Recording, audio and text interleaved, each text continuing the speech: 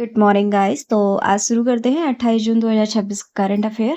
और current affair के साथ-साथ आपको सबसे पहले ये चीज़ है कि आप यहाँ पे डिटेल में पढ़ के आप कहीं भी एमसीक्यू सॉल्व कर सकते हैं। तो सबसे पहला है आपका, भारत ने डिजिटल पब्लिक इंफ्रास्ट्रक्चर सहयोग को और बढ़ाया है। जिसमें आपको देखने को मिला है, भारत ने कई देशों के साथ डिजिटल भुगतान, डिजिटल पहचान और ई-गवर्नेंस के क्षेत्र में सहयोग बढ़ाने पर जोर दिया है। इससे भारत की यूपीआई और आधार जैसी तकनीकें जो भी हैं, उसमें वैश्विक विस्तार हो रहा है। मतलब आप ये समझ पा रहे होंगे कि बहुत सारी चीज़ें हैं, जैसे कि डिजिटली करने से बहुत ज़्यादा चीज़ें आसान हो चुकी हैं। नेक्स्ट है, मानसून ने देश के अधिकांश हिस्सों में रफ्तार पकड़ी है। दक्षिण-पश्चिम मानसून तेजी से आगे बढ़ा है, जिससे कई राज्यों में अच्छी वर्षा दर्ज की गई। कृषि कार्यों में तेजी आने और खरीफ फसलों की बुआई में सुधार की भी उम्मीद है। टाइम भी है इस टाइम मानसून आने का, और आप लोग देख सकते हैं इस टाइम काफ़ी ज़्यादा दक्षिण-पश्चिम मानसून जो होता है आता है, जिससे बारिश की संभावना बढ़ जाती है। नेक्स्ट आ जाते हैं, भारत का रक्षा निर्यात लगातार बढ़ रहा है। भारत का रक्षा निर्यात लगातार बढ़ रहा है, जिसके अंतर्गत सरकार ने रक्षा उत्पादन और निर्यात को बढ़ावा देने के लिए नई पहलें जारी रखी हैं। इसका उद्देश्य भारत को रक्षा उपकरणों के प्रमुख निर्यातक देशों में शामिल करना है। यहाँ पे क्या होता है, रक्षा यानी कि आपके जो भी रक्षा उत्पादन संबंधित जो भी चीजें होती है, उसको ज्यादा से ज्यादा विदेशों में बेचा जा रहा है। अंतर्राष्ट्रीय सौर गठबंधन का विस्तार, अंतर्राष्ट्रीय सौर गठबंधन के सदस्य देशों की संख्या लगातार बढ़ रही है। संगठन का लक्ष्य स्वच्छ ऊर्जा को बढ़ावा देना और सौर ऊर्जा के उपयोग का विस्तार करना है। अंतर्राष्ट्रीय गठबंधन के सदस्य देशों की संख्या जो बढ़ रही है, उसका मेन मोटिव क्या है? सौर ऊर्जा को बढ़ावा देना। पांचवा है आपका, भारतीय अंतरिक्ष कार्यक्रम में नए मिशनों की तैयारी की गई है। भारत आगामी अंतरिक्ष अभियानों की तैयारियों में जुटा है।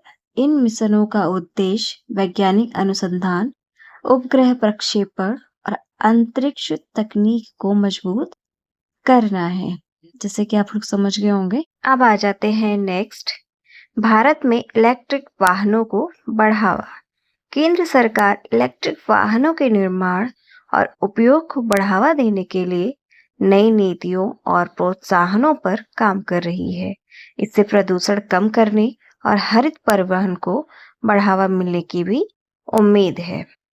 जैसे कि आपको पता है, इको फ्रेंडली का जो टाइम चल रहा है, इसी वजह से इलेक्ट्रिक वाहनों को ज्यादा से ज्यादा बनाया जा रहा है। कृत्रिम बुद्धिमत्ता एआई, जो कि आज के टाइम पे सबसे ज्यादा लोगों का पसंदीदा बन चुका है। एआई के क्षेत्र में भारत की पहल। भारत एआई के सुरक्षित और जिम्मेदार उपयोग के लिए नई रणनीतियों पर कार्य कर रहा है। इसका उद्देश्य शिक्षा, स्वास्थ्य, कृषि और शासन में एआई का प्रभावी उपयोग बढ़ाना है। आप लोग समझ सकते हैं, एआई आजकल सबकी पसंद बन चुका है। हर जगह पे कोई भी चीज है, हम एआई के थ्रू आसानी से सॉल्व कर ले रहे हैं। अब नेक्स्ट आ जाते हैं, भारत का विदेशी मुद्रा भंडार मजबूत स्थिति में। देश का विदेशी मुद्रा भंडार मजबूत स्तर पर बना हुआ है, जिससे आर्थिक स्थिरता और आयात भुगतान क्षमता को समर्थन मिलता है। यह निवेशकों के विश्वास के लिए भी सकारात्मक संकेत माना जाता है। क्लियर? यानी कि जो विदेशी मुद्रा भंडार है, वो काफी इस टाइम पे मजबूत स्थिति में चल रहा है। पर्यावरण संरक्षण के लिए बड़े स्तर पर वृक्षारोपण अभियान चलाया जा रहा है। देश भर में मानसून के दौरान व्यापक वृक्षारोपण अभियान शुरू किए गए हैं। इनका उद्देश्य हरित आवरण को बढ़ाना, जलवायु परिवर्तन के प्रभाव को कम करना और पर्यावरण संरक्षण को बढ़ावा देना है। आप लोग को समझ में आ गया होगा।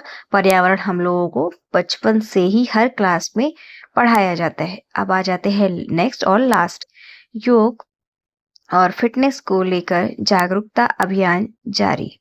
अंतर्राष्ट्रीय योग दिवस के बाद भी विभिन्न राज्यों में योग, फिटनेस और स्वस्थ जीवन शैली से जुड़े कार्यक्रम आयोजित किए जा रहे हैं।